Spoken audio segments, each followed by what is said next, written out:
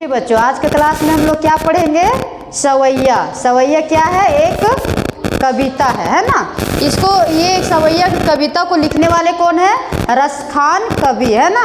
इन्होंने इस कविता में बहुत अच्छे बात कहे हैं जो हम लोग पिछले क्लास में हम लोग बहुत अच्छे से पढ़ चुके हैं, है ना।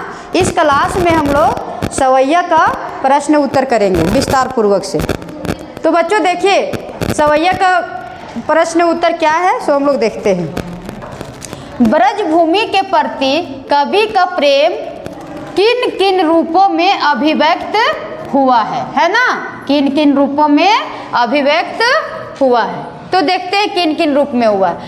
रसखान जी ने अपने सवैये में ब्रज भूमि के प्रति प्रेम ग्वालों, पशु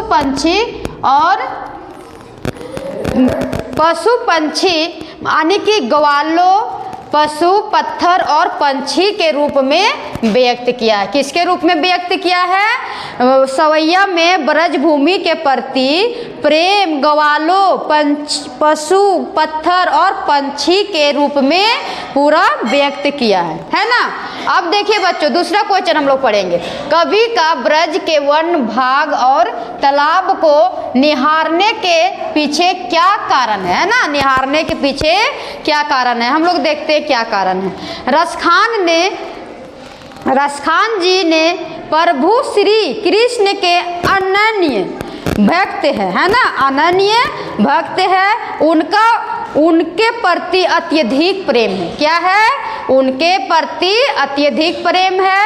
वे कृष्ण के संसर्ग में रही वस्तुओं में कृष्ण की स्मृति ढूंढते हैं। स्मृति मतलब कि हैं। इसलिए रसखान जी ब्रज के वन भाग और तालाब को निहारने की इच्छा, निहारना मतलब देखने की इच्छा व्यक्त कर रहे हैं। इन्हीं स्थानों पर श्री कृष्ण जी ने अपनी अलौकिक क्रीडाएं की थी। क्या की थी?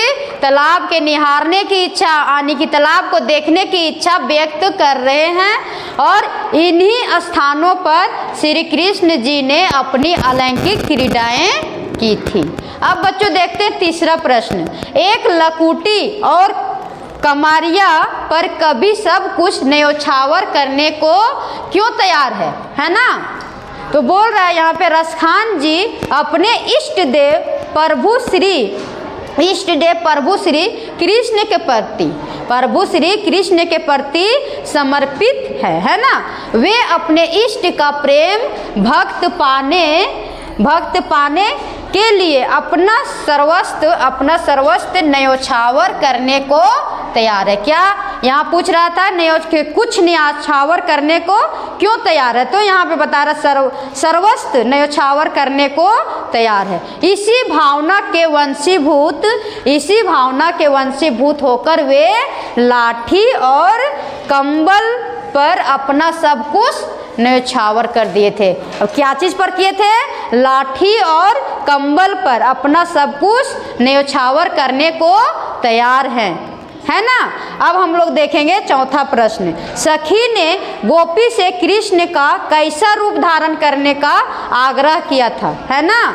तो हम लोग देखेंगे अपने शब्दों में वर्णन करेंगे कि कवि सखी ने गोपी के कृष्ण का कैसा रूप धारण करने को आग्रह किया था।